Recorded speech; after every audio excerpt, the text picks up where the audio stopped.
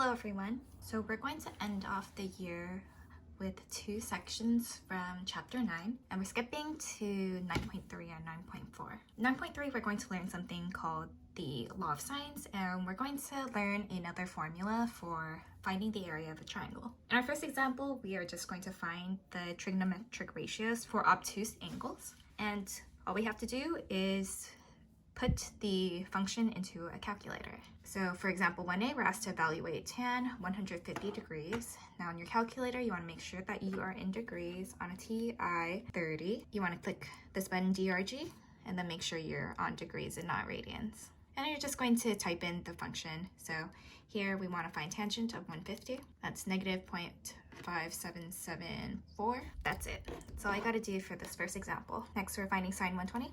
This is 0.8660.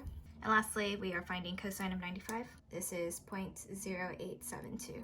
Next, we're going to learn another formula for finding the area of a triangle.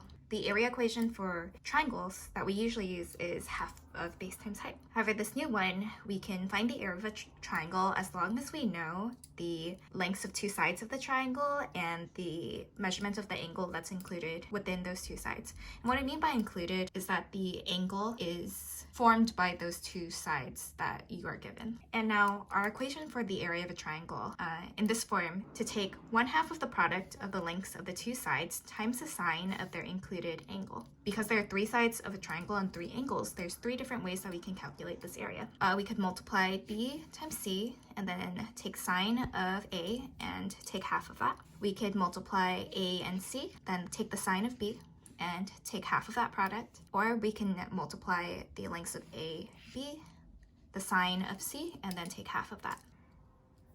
Now when you have a right triangle, the included angle is going to be 90 degrees. And if you were to put that into the equation, sine of 90 is equal to 1. So this gives you the area formula for triangles that we usually use. So now we're going to use this formula to find the area of a triangle. In example 2, we are going to find the area of this triangle. We know that AB has a length of 19, AC has a length of 17, and A has a measurement of 135. So we are just going to put that into our equation.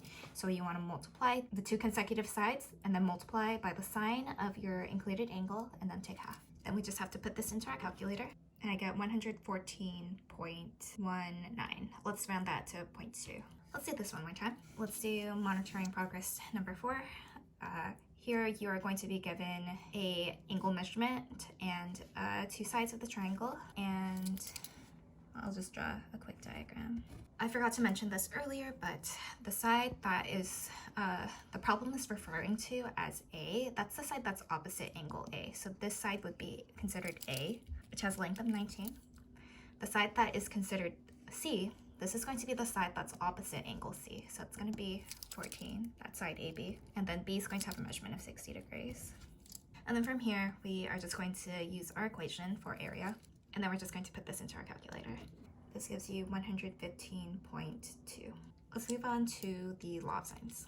The law of sines tells us that for any triangle ABC, where angle A is opposite to side A, angle B is opposite to side B, and angle C is opposite to side C, then this proportion will hold true. Take sine of A divided by A, it will be equal to sine of B divided by B, which will also be equal to sine of C divided by C. You can also write it in the other way where you have the lengths of the triangles on the numerator and then the sine values on the denominator. So A over sine of A is equal to B over sine of B is equal to C over sine of C. So when we are using the law of sines, you don't need to set up 3 proportions. You really just need to set up 2, and it's just based on the information that you're given. But this law tells you that this relationship, this ratio is going to be true for all the sides and angles of your triangle. So we're going to be looking at a few different cases for the law of sines. For some situations, there will be one answer.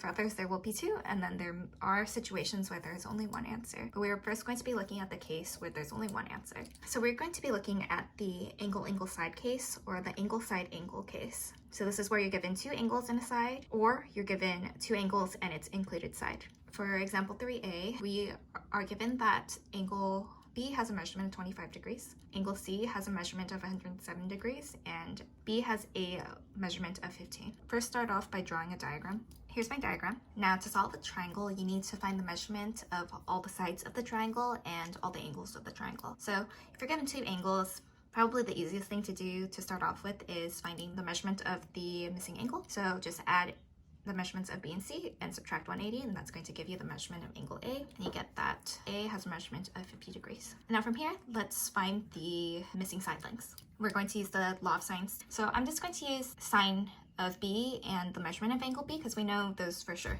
So sine of our measurement of angle B divided by the length of B, 15, is going to be equal to sine the measurement of A, which is 50, and we don't know what the measurement of A is. Then from here, we can cross multiply and then solve. And this will give you 15 times sine of 50 divided by sine 25. And we just need to put this into our calculator. This gives you 27.2. Now let's do the same thing to find the length of C. So again, we are going to set up our proportion. Sine of 25 over 15 is going to be equal to sine of 105 over C. And again, we want to cross multiply and then solve. This is going to give me 15 sine of 105 divided by sine of 25, and that simplifies to 34.3. So you want to be careful when you are inputting this into your calculator. You don't want to type in something like this. So you don't want to divide it like that. You also don't want to type it in like this.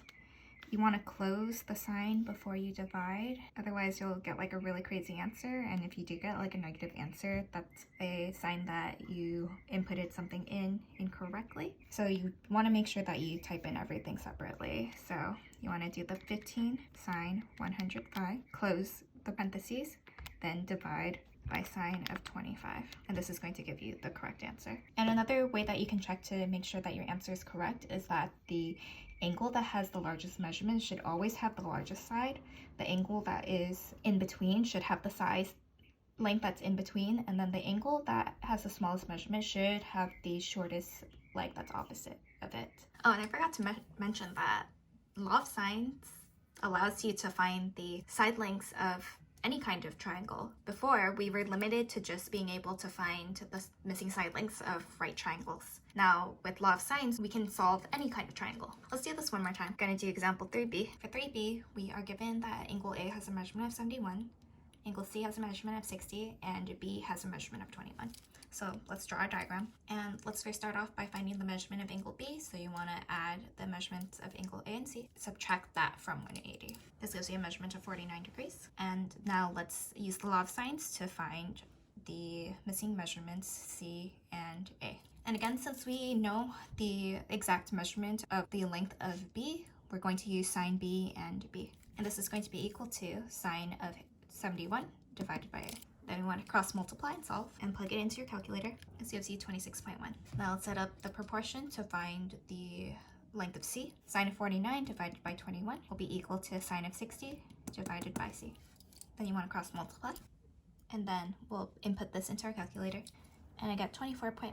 That's it for our lesson for today. Please let me know if you have any questions.